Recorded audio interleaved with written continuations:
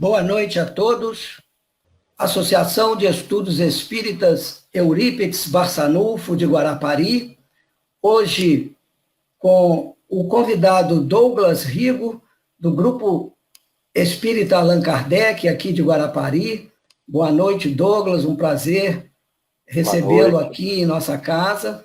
A palavra é sua, Douglas. Fica à vontade. Bom, que Deus nos abençoe. É uma alegria estar novamente aqui na ASEB, né? A minha última vez aí foi quando a casa era ali perto da Estelsa, em Muxaba, né? E agora nós estamos no Centro Espírita Virtual, né? Que é em todo lugar e em lugar nenhum, bem próximo, assim, do mundo espiritual, né? É um treino. Muito bem, o nosso tema, ele se baseia em uma questão de O Livro dos Espíritos. E essa questão, ela faz parte do item Direito de Propriedade e Roubo, que está na terceira parte de O Livro dos Espíritos, que trata sobre a lei divina ou natural, sobre as leis morais. Né? É o capítulo 11, Lei de Justiça, Amor e Caridade. É bem interessante que Allan Kardec ele coloca esse assunto nessa última lei. Ele fala aqui em Um Livro dos Espíritos, que ao todo são 10 que são estudadas aqui. Claro que não são só essas, né? Existem várias outras leis, até ligadas às leis que são tratadas aqui, as leis de Deus.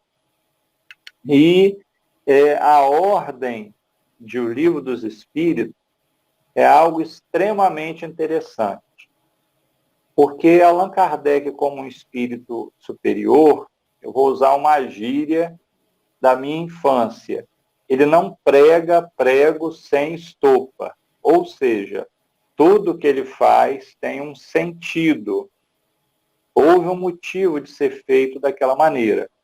Então, a questão que a gente vai tratar aqui, ela foi colocada na Lei de Justiça, Amor e Caridade. E é a questão 880. Essa questão fala o seguinte: qual o primeiro de todos os direitos naturais do homem? Olha que pergunta. Qual o primeiro de todos os direitos naturais? Um direito que é natural, não é um dever.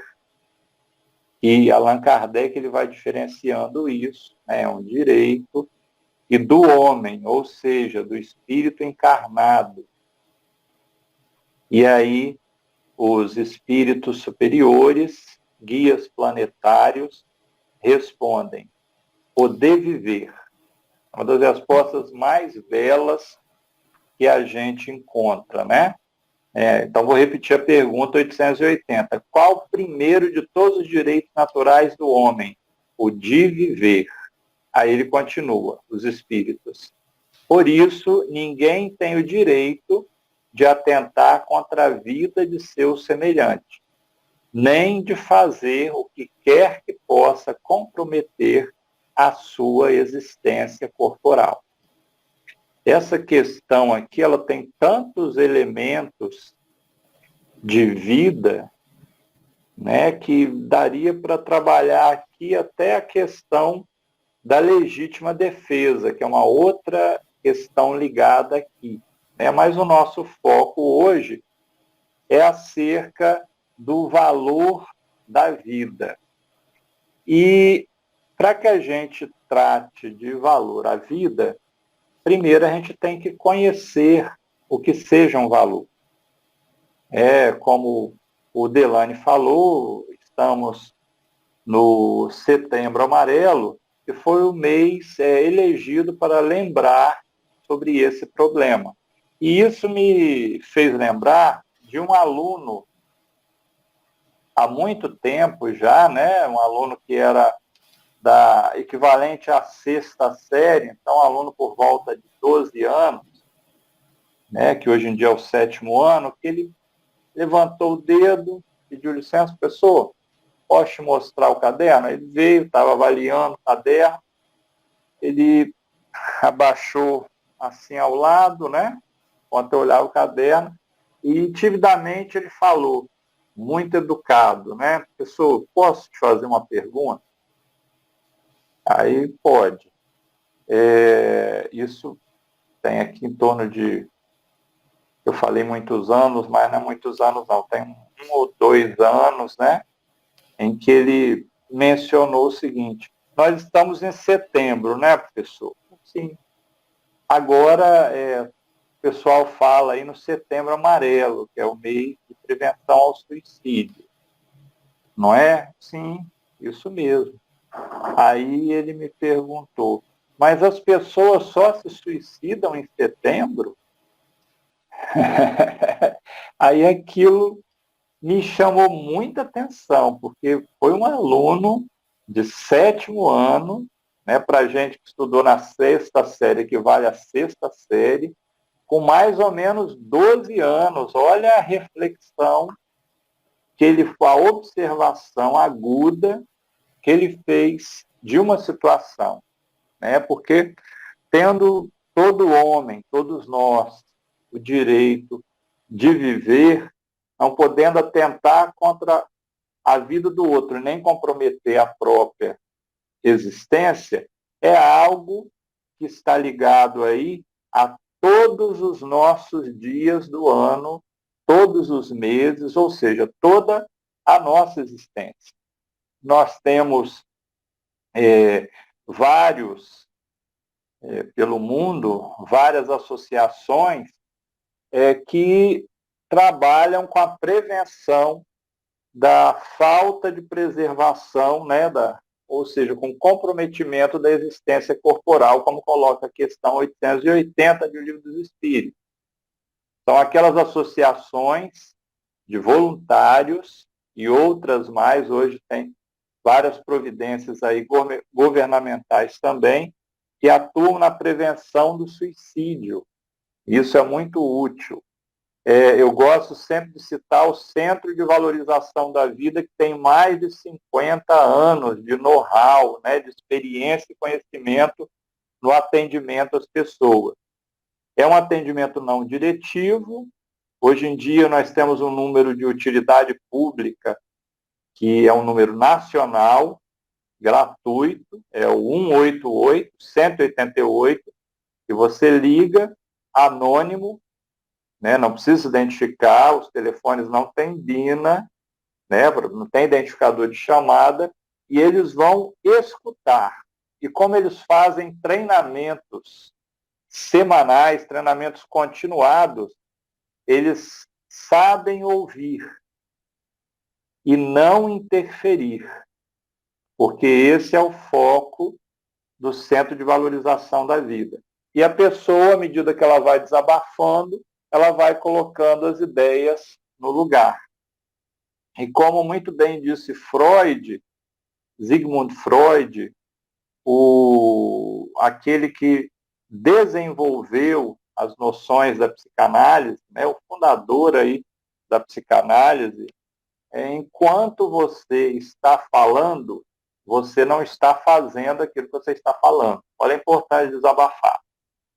Porque ele propôs a chamada cura pela fala, né? E através de suas pesquisas com outros, ele descobriu a importância de você estar falando, estar desabafando, estar dizendo as coisas sem censura para alguém que vai te auxiliar a você se conduzir, organizar as ideias e se perceber, né? Não é uma situação em que o indivíduo vai estar te dando conselhos.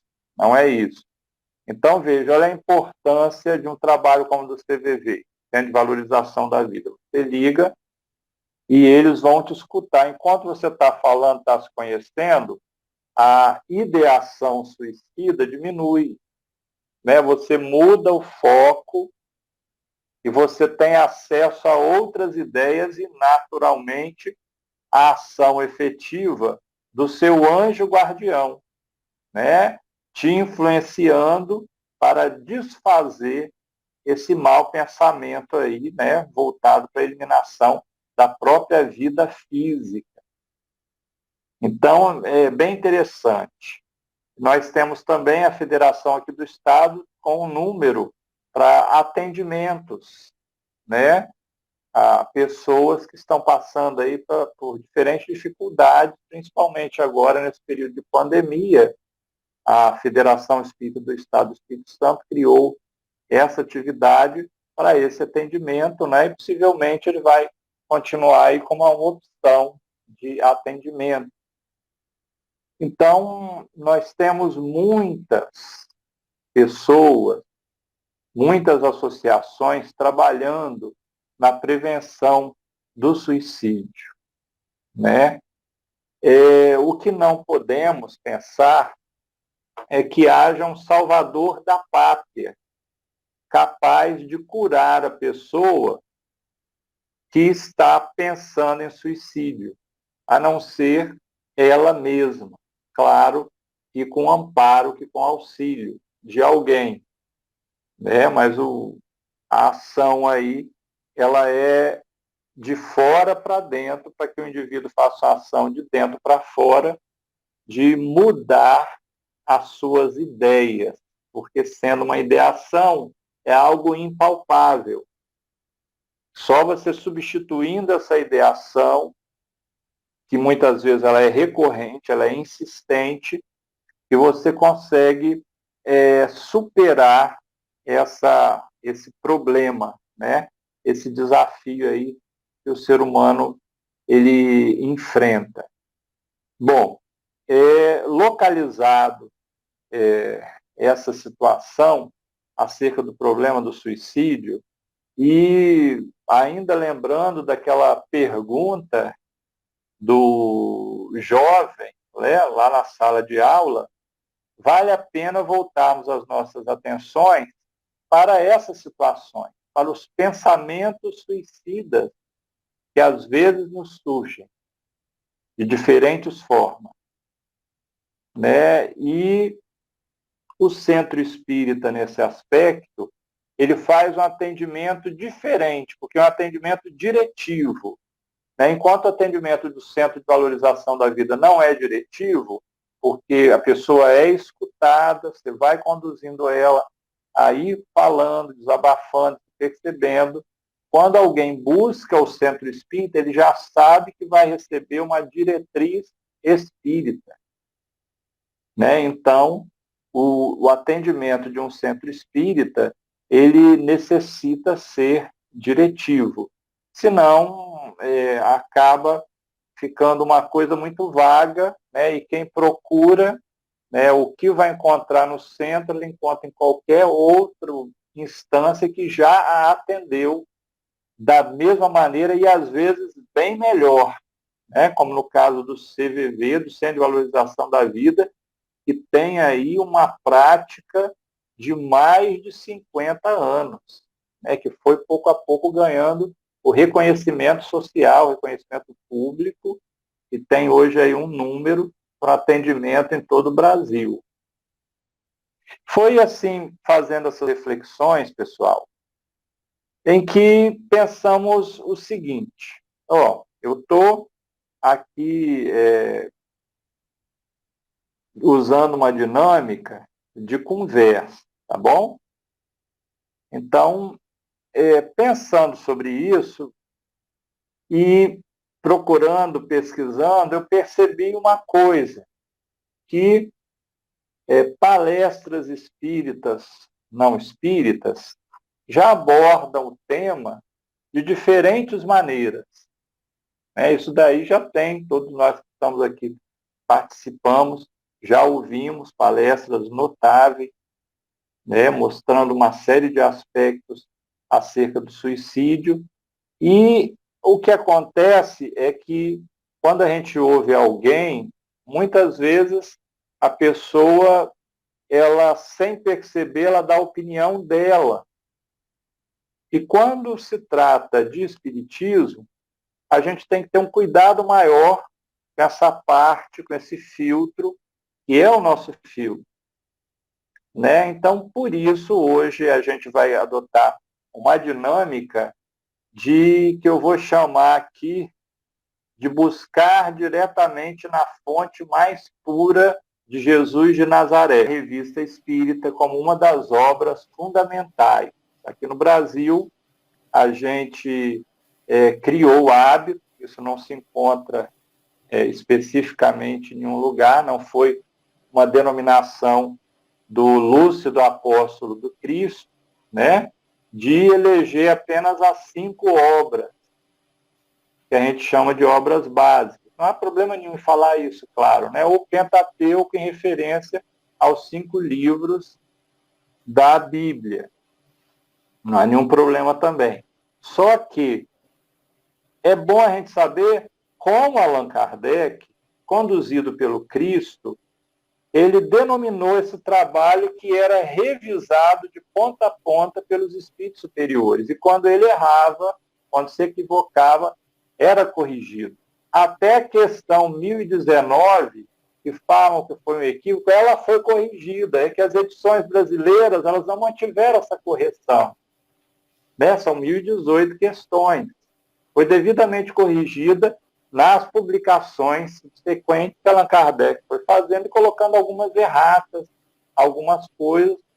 Foi uma questão da editora, né, que acabou deixando passar posteriormente. Então, veja, pesquisando aí nessa fonte pura, que está aí nas chamadas obras fundamentais, como Allan Kardec coloca, que vai de O Livro dos Espíritos até a última Revista Espírita, nós achamos uma enxurrada de referências ao suicídio. E aí que eu fui entender o motivo por que a Revista Espírita também é uma obra fundamental. E aqui no Brasil, por exemplo, ela só foi traduzida pela Federação Espírita Brasileira lá em torno de 2004, 2005, por aí. Existia uma tradução do Júlio de Abreu, que é lá da década de, se eu não me engano, 40, 50, mais ou menos, né? Mas pouco cultivada em muitos locais.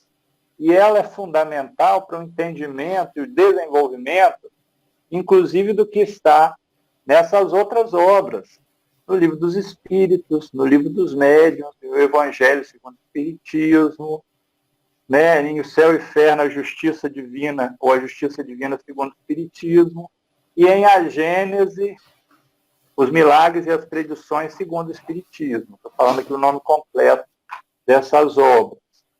Então, por ter essa especificidade, que a gente foi refletindo, pensando, é que resolvemos trazer aqui algo para que a gente apreciasse juntos. Dos textos que eu vi, um me chamou a atenção, que é esse aqui, que está na Revista Espírita de julho de 1862. É um texto em que Allan Kardec comenta sobre a estatística de suicídios. E o interessante em Kardec é o seguinte, né?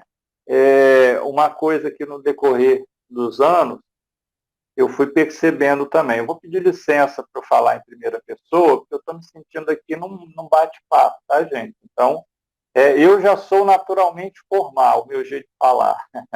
Se eu for tornar mais formal ainda, aí daqui a pouco todo mundo vai estar dormindo. Então, eu vou procurar falar aqui como num bate-papo. Então, o que eu fui, assim, refletindo, conversando com pessoas, ouvindo estudos, perguntando a vários estudiosos sobre o tema, é que Allan Kardec, por ser um espírito superior, né, se a gente dividir aí, pegar a escala espírita, escala 100, né, você tem espíritos grau 3, grau 2 e grau 1, né? Espíritos imperfeitos, bons espíritos, espíritos puros.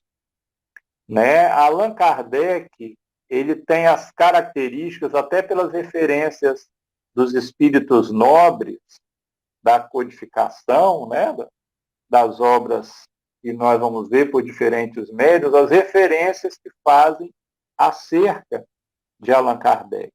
Então, nós temos um espírito aí que faz parte da segunda ordem e é um espírito superior. Ele já está lá abaixo daqueles de grau 1. E não poderia ser diferente. Para que ele tivesse um espírito de verdade como seu guia, como seu anjo guardião, ele precisaria ser um espírito de grau 2, um espírito superior, já lá na fronteira com espíritos puros, para que ele pudesse ter como anjo guardião o espírito de verdade. Então, por aí, a gente percebe a seriedade da obra do Cristo, como nós encontramos em mais de uma referência, né, para trazer, para materializar na Terra o Consolador prometido. Né? Olha só o trabalho de você enviar alguém que tivesse condições de traduzir o pensamento de um espírito puro, sem, dessa vez, alegorias, sem qualquer coisa que não pudesse ser entendida por todas as pessoas. Então, a perceber isso, eu fui notando como eu estava sendo negligente com as obras de Allan Kardec, as obras fundamentais. E passei a olhar de maneira melhor, né? Porque isso daqui é um legado de Jesus. Se aqui se encontra a realização do Consolador, as outras obras, embora muito belas e admiráveis, são outras obras que enriquecem. Mas aqui nós já temos aquilo que nós necessitamos em termos de conhecimento do mundo espiritual e conhecimento da nossa ética, da moral, que a gente precisa alcançar para se tornar um espírito melhor e, portanto, uma pessoa mais feliz, né, que tenha contentamento. E aqui o que a gente repara nesse texto é um exemplo de um ser humano, como Allan Kardec, que via notícia da época. Essa daqui é uma notícia que saiu no jornal, ó, no CIEC de maio de 1862, lê-se. Então, ele pegou um jornal da época.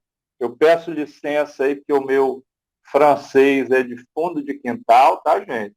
Se alguém souber aí, depois corrija a pronúncia, eu vou falar do jeito aqui que eu acho que eu sei, tá bom? Para que não fique nenhuma palavra sem ler e eu nem fale, eu não sei o que lá, e continue lendo em português.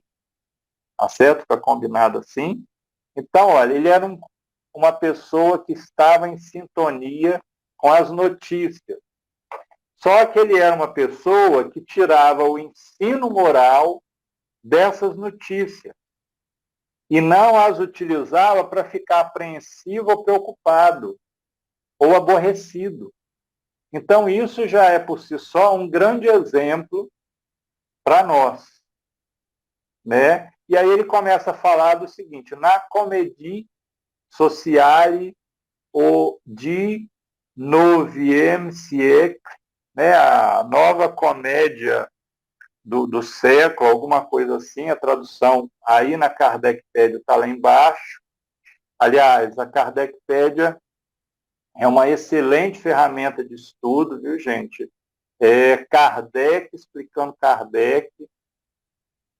Eu fui descobrindo ela só recentemente, né? Me facilitou muitos estudos aqui, lá no Centro Espírita e também nos estudos fora do Centro Espírita, né? Porque ela é bem ágil e o texto ele é confiável. Você tem a opção aqui de comparar com o original francês, né? E essa tradução deles, ele utiliza mais de uma tradução. E por que isso é vantajoso? Porque vocês já ouviram aquele ditado tradutor e traditore? Tradutor, traidor? Mas esse ditado não é no mau sentido, na má intenção. É que todo tradutor ele precisa, às vezes, fazer uma escolha. E que não é melhor no sentido daquele termo que foi usado à época. Então, há necessidade de comparar diferentes traduções e olhar como é que está no original francês, né? Naquelas obras originais que foram digitalizadas, que foram fotografadas, então é a obra mesmo, para que se possa comparar e acompanhar, né? Então, aí, qualquer um de nós, é uma plataforma gratuita, né? Dá para baixar até no celular, né? Para ler offline as obras, elas se relacionam uma com a outra, tem textos relacionados. Então, assim, ajuda muito para quem deseja aprender o Espiritismo. E aí ele continua comentando aqui. Foi lançada essa obra, é o novo livro que o senhor B. Gatineau, né, acaba de publicar na Casa Dentis. Encontramos esta curiosa estatística de suicídio. O que me chama a atenção aqui?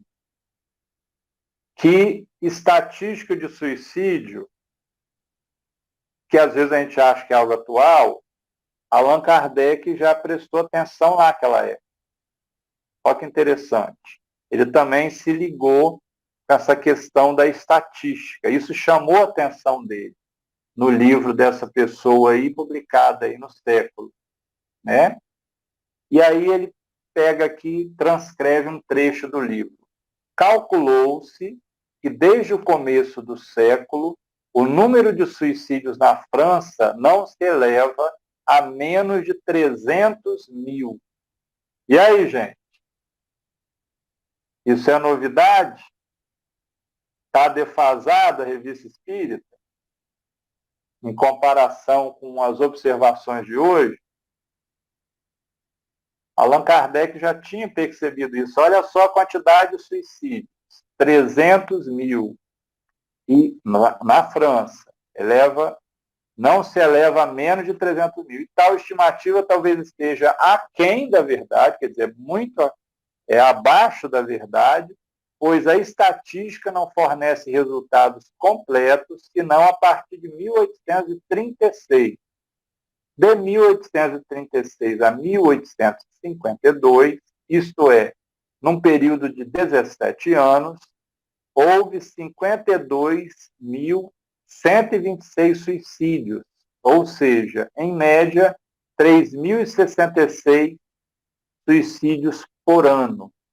Em 1858, contaram-se 3.903 suicídios, dos quais 853 mulheres e 3.050 homens. Olha que interessante, suicidavam mais homens do que mulheres. Valeria, quem estiver disposto, fica aí a dica, né, para comparar com as estatísticas de algum local hoje, né, masculina e feminina. Enfim, segundo a última estatística, que vimos no correr do ano de 1859, 3.899 pessoas se mataram, a saber, 3.057 homens e 842 mulheres. Perceba bem, quando ele fala o dado aqui de 52.126 suicídios, é mais ou menos a metade da população de Guarapari, pessoal, num período de tempo.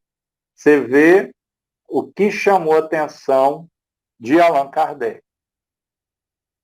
E aí continua o Gatineau aqui, constatando que o número de suicídios aumenta de ano para ano, o senhor Gatineau deplora em termos eloquentes a triste monomania, monomania é uma ideia fixa, né, que parece haver se apoderado da espécie humana. Então, a monomania é uma doença, né? O indivíduo tem uma fixação mental à época.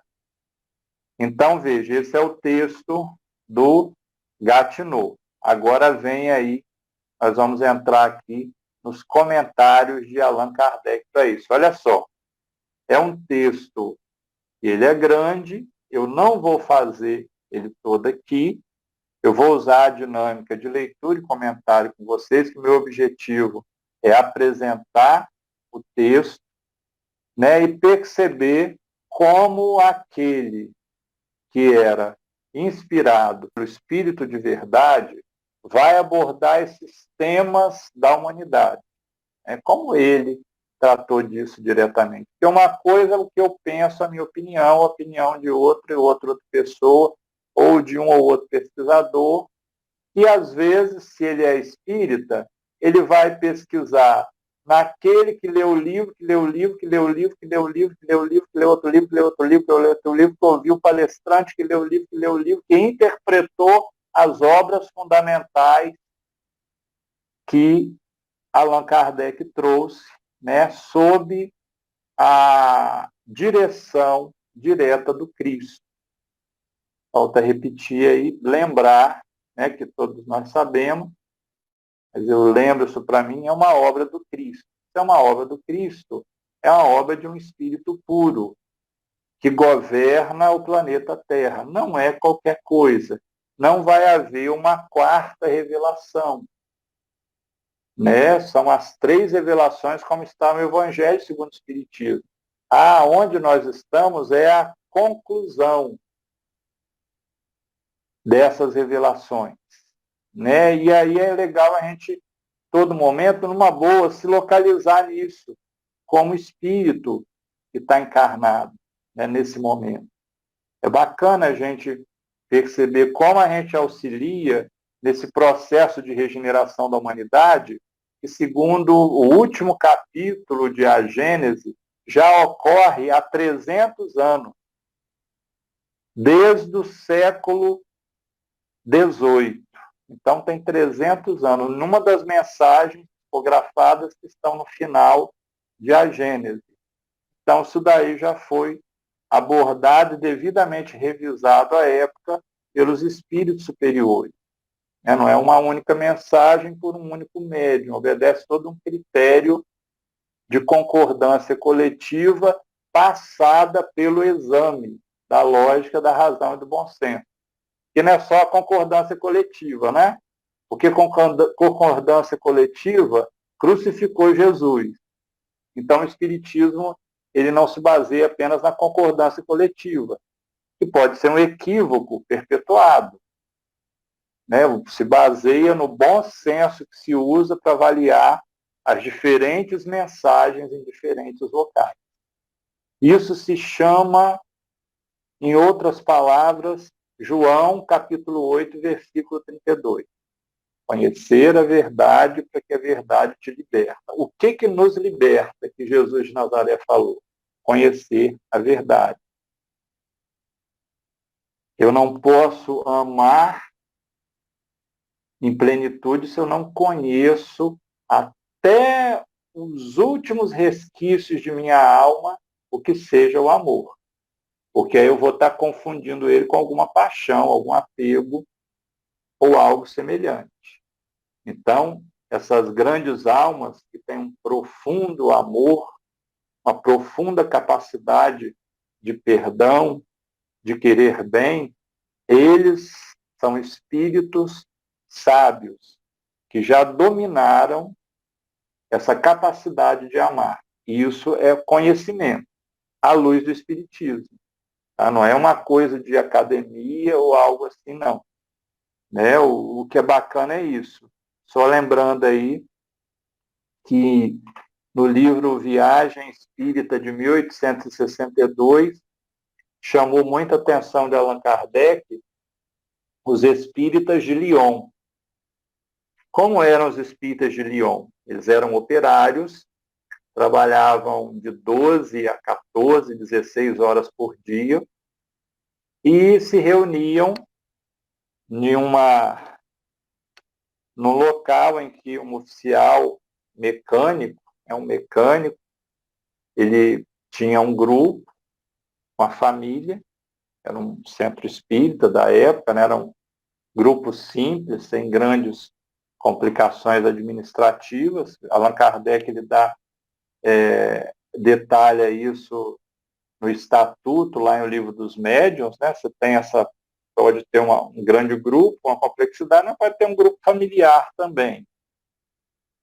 E o que chamou a atenção de Allan Kardec é que eles estudavam as suas obras lá. Estudava o Livro dos Espíritos, estudava o Livro dos Médiuns, a Revista Espírita, depois que foi publicado o Evangelho segundo o Espiritismo e as outras obras, e bebiam esse conhecimento.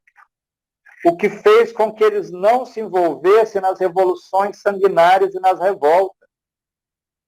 O que fez com que eles entendessem a situação pelas quais passavam, das dificuldades sociais, das dificuldades pelo que o país passava, dos dissabores que tinha a profissão que dava o sustento à família deles. Então, eles bebiam esses ensinamentos para viver no dia a dia. Só que eles eram analfabetos. Olha só. Isso me chamou a atenção no livro Viagem Espírita de 1862.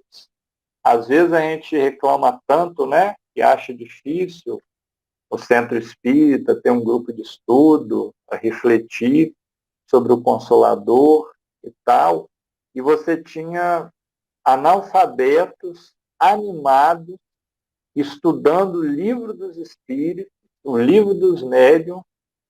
Mas como ser analfabeto? Uma pessoa que lia, ia lendo, ia comentando, eles iam perguntando, e através da conversação, que é um método mais avançado que possa existir, conversação entre seres humanos, você vê que a gente está usando aqui uma alta tecnologia, né, se pensarmos em todas as outras épocas da humanidade. Estamos aqui cada um no seu lar e ampliamos o centro espírita, porque cada um de nós eleva o pensamento no próprio lar com as dificuldades e desafios diários. Então a gente trouxe o centro espírita para casa.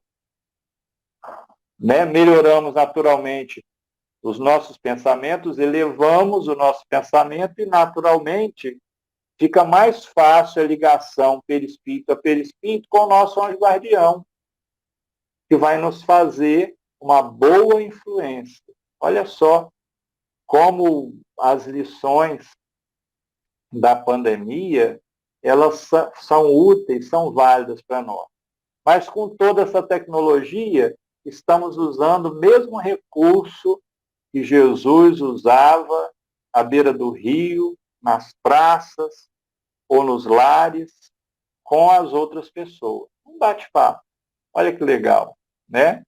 Isso é realmente muito avançado. Você tem um outro suporte, agora um suporte digital, para que a gente faça aí, esse bate-papo. Então, veja o que Kardec vai mencionar nesse parágrafo aqui. Né? Eu estou apresentando, tá bom? E fica aí a sugestão para os amigos depois lerem completo, porque ele trata de coisas aqui do arco da velha, viu, pessoal?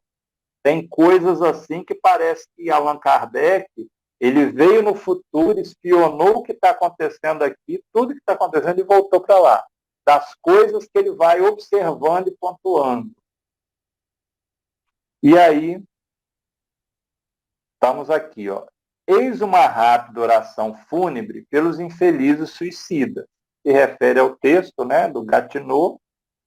Entretanto, a questão nos parece muito séria e merece um exame atento. Do ponto de vista em que se acham as coisas, o suicídio já não é um fato isolado e acidental. Lembrando, século XIX, Allan Kardec avaliando isso.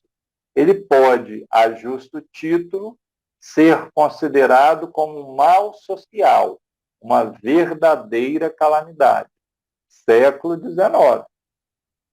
Então já começa por aí. De repente, se alguém apresentar como uma grande novidade todo o trabalho de discussão, de reflexão sobre o suicídio, nós estamos vendo aqui, eu estou trazendo uma prova, né, compartilhada, a gente vê que isso não é uma novidade, isso já foi devidamente abordado pelo Espiritismo.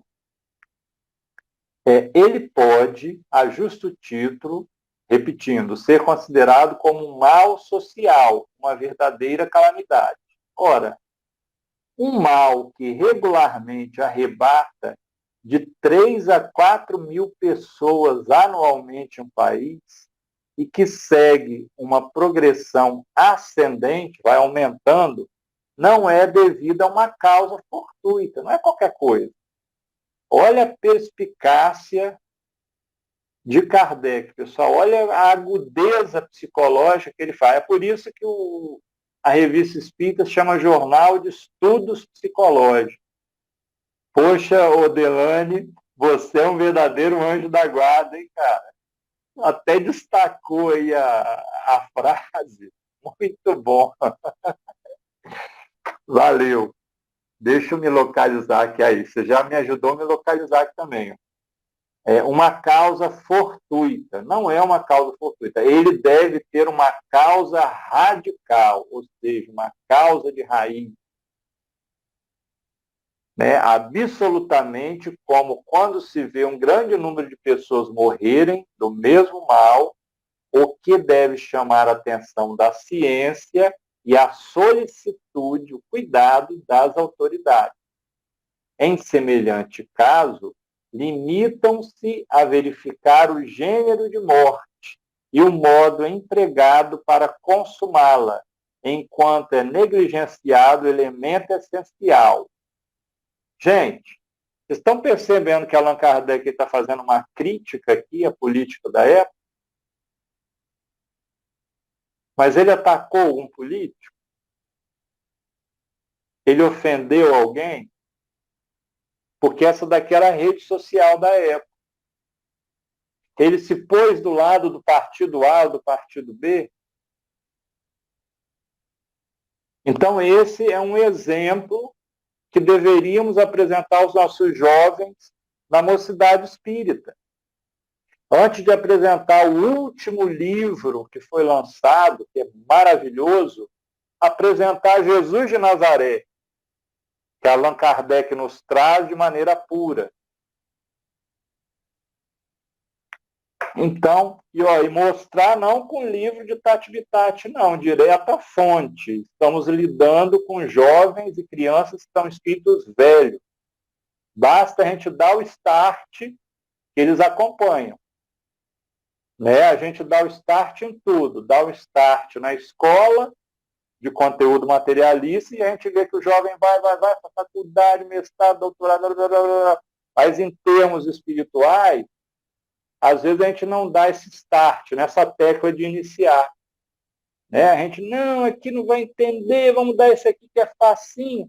Aí a gente dá uma obra que o cara escreve muito bem, mas ele coloca ali no meio daquelas coisas o pensamento dele. E altera aquele pensamento puro que Jesus passou e que Allan Kardec soube muito bem registrar. Né? Eu demorei assim muito tempo para conseguir entender isso. Eu dei muita volta, né, para poder voltar e retornar às bases, né, e ver, meu Deus, eu estou às vezes dando volta e não estou entendendo o que Jesus está trazendo para nós e que é acessível a todo mundo para buscar diretamente. A gente não precisa de intermediários, gente. A gente fica criando intermediários, é um hábito que nós trazemos de muitas outras vivências religiosas. Aqui a gente aprende esse contato direto. O que é, em que consiste a adoração? Pergunta Allan Kardec aos espíritos. A elevar o pensamento a Deus. Olha só, a ligação direta, sem intermediários, aonde a gente estiver. Porque o santuário do divino é em todo local. Não há um local específico sagrado. O seu local é sagrado, o meu local é sagrado. Agora, como eu estou consagrando este local com as minhas atitudes, aí depende da minha escolha e da escolha dos amigos.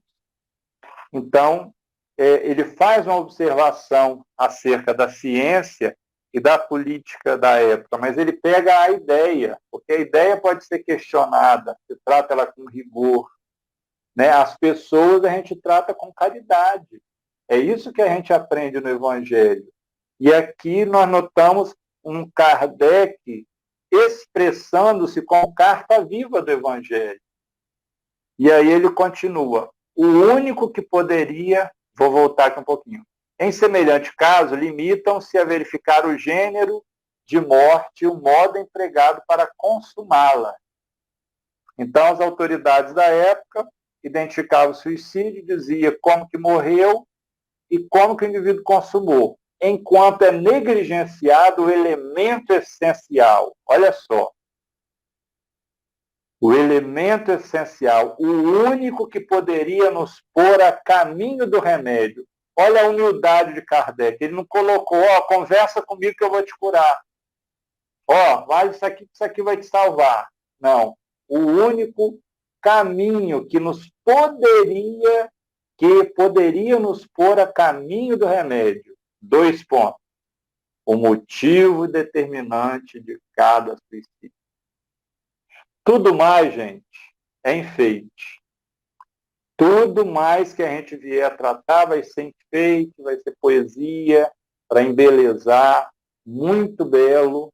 E eu gosto muito de poemas, mas em essência, na hora da dor, quem já passou pela tentação do suicídio sabe que o que adianta é você ir no motivo e saber lidar com isso aí. E como o conhecimento da verdade palpável, de como é o mundo espiritual, de o que nos aguarda, de o que nós somos, do motivo pelo qual nós passamos, como isso faz a diferença.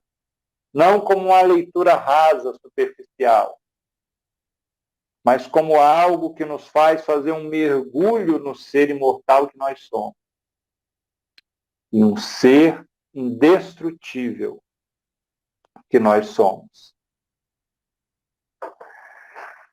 E aí ele prossegue aqui, né? Assim chegar-se-ia a constatar a causa predominante. Olha só como ele toca aí em pontos psicológicos profundos, gente. Mas, salvo circunstâncias muito bem caracterizadas, acham mais simples e mais cômodo atribuí-los à classe dos monômanos e dos maníacos. Hoje em dia seriam aqueles que têm transtornos mentais, tinham manias, tinham ideias fixas. Olha só como era tratado esse ponto na época. Olha a caridade em pessoa nesses textos. Você imagina como a pessoa que cometia o suicídio ou tentava era tratada, como louca, como alguém com problema de cabeça. E você imagina o que é ser tratado assim no século XIX? Não, a gente não imagina. A gente tem uma pálida ideia. Né? A gente pode achar que é muito... Quem nunca foi atropelado, ele pode ter uma ideia do que é atropelado, pode ter assistido um filme que mostrou, mas quem já foi atropelado, quem já quebrou uma perna... Delano, eu acho que já quebrou um pé, uma perna uma vez, não foi? Você se machucou, eu lembro, e tiver engessado. Então, só quem quebrou que sabe, né, como que é a situação. Então, veja aí como que isso foi consolador naquele período e como isso é consolador hoje.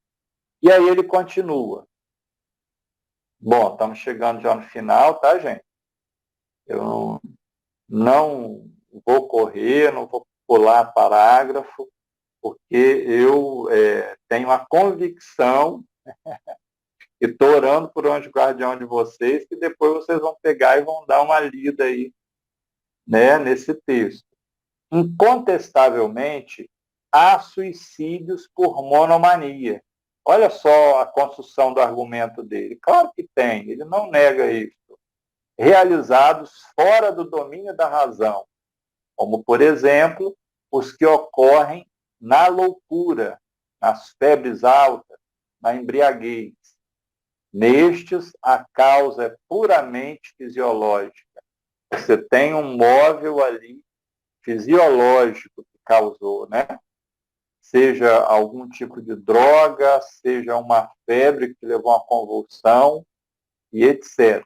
Mas, ao lado desses, está a categoria muito mais numerosa dos suicídios voluntários, executados com premeditação e pleno conhecimento de causa.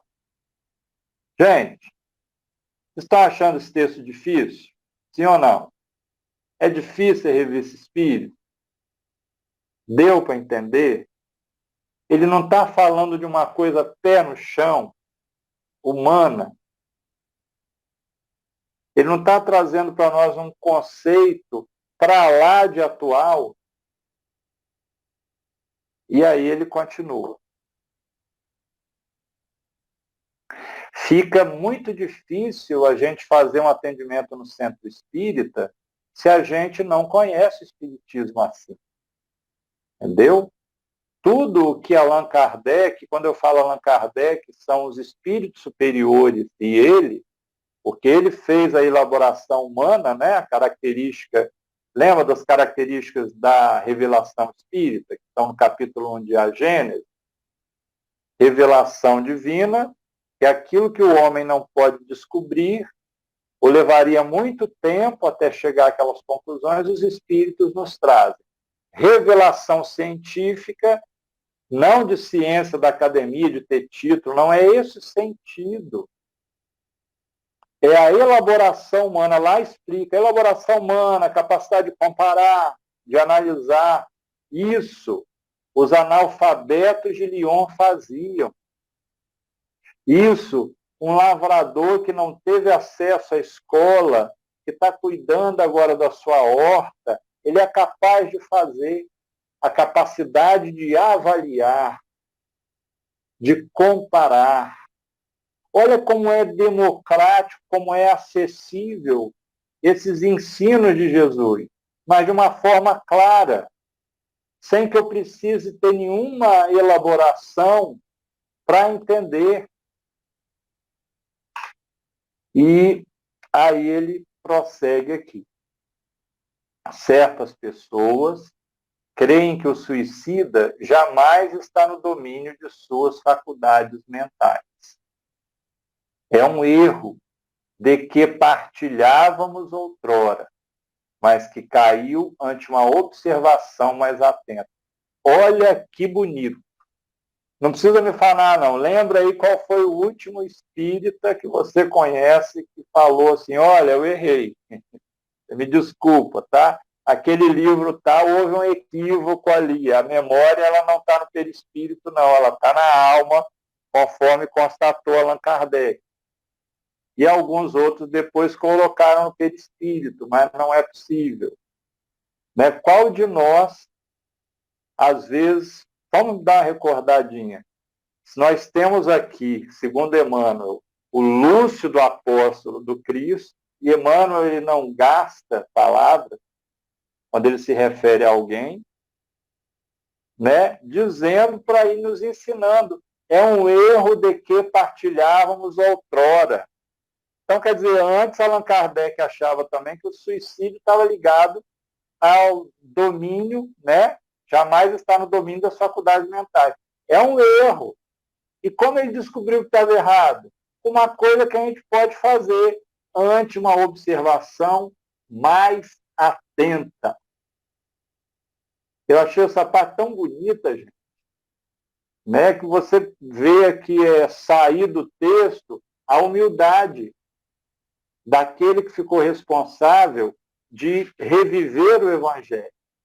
É um erro de que partilhávamos outrora, mas que caiu ante uma observação mais atenta.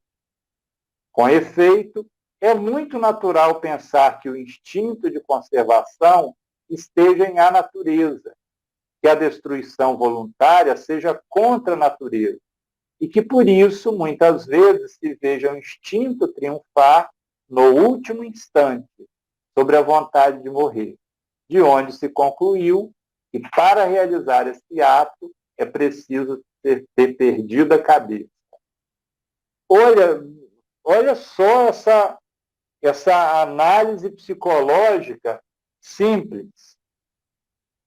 É natural a gente achar que o instinto de conservação, aquele senso de autoproteção que é automático em nós, né, que nos protege na hora H da gente fazer uma coisa que nos põe em perigo, é natural você pensar assim. Então, por isso que as pessoas achavam que quem se suicida, tenta suicídio, ter perdido a cabeça. Olha que ele explica o motivo para nós, não deixa as coisas sem explicação.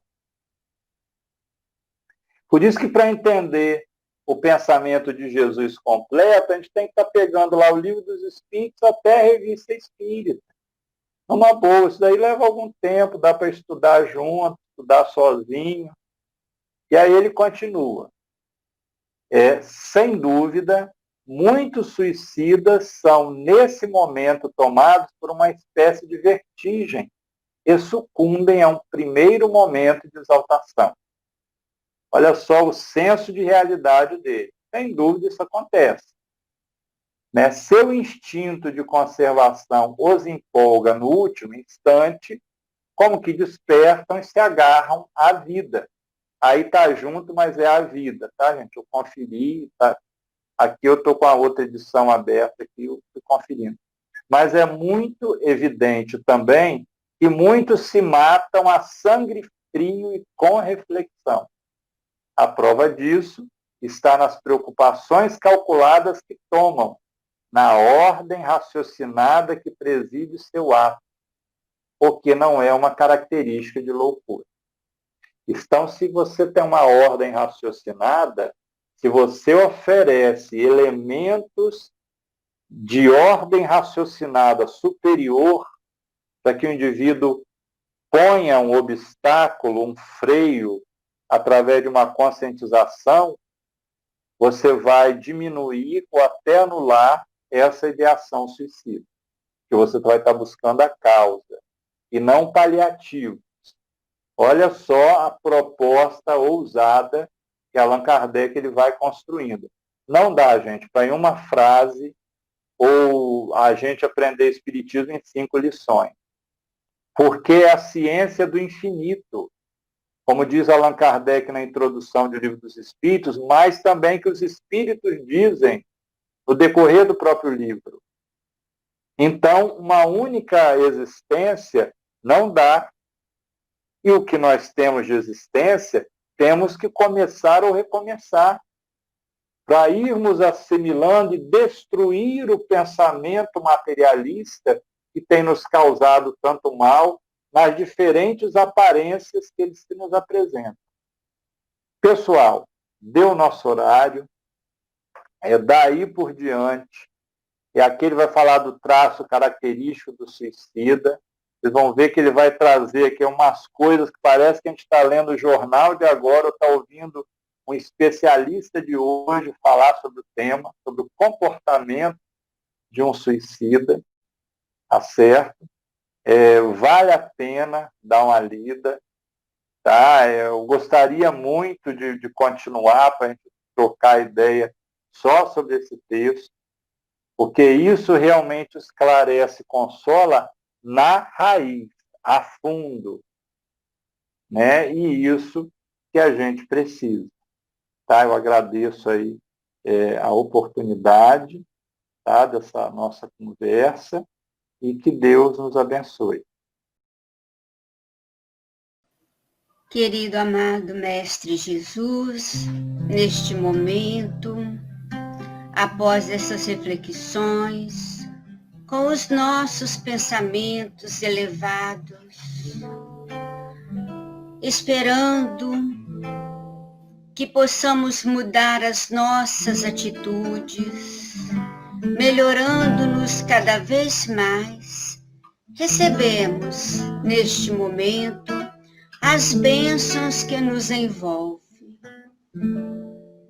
Essas energias que penetram todo o nosso organismo, auxiliando-nos em cada órgão que necessitamos de cura, de alívio, que possamos também renovar os nossos pensamentos, procurando Jesus, estarmos conectados com os amigos espirituais, em especial nas nossas horas de angústia, de provações, que possamos lembrar de pedir esse auxílio que nunca nos falta.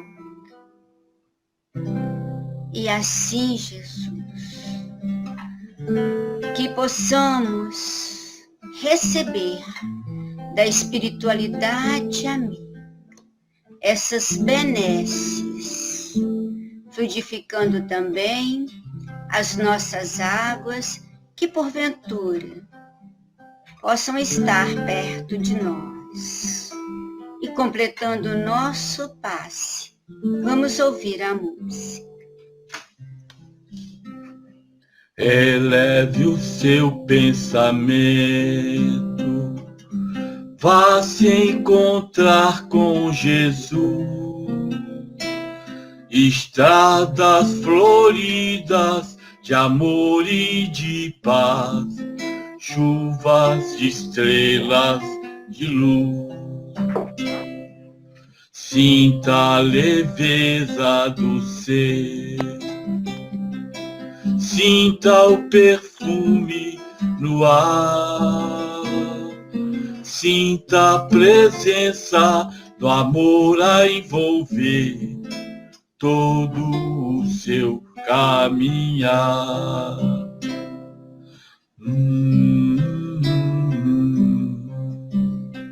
Que nas horas de tormentas possamos nos renovar em Jesus.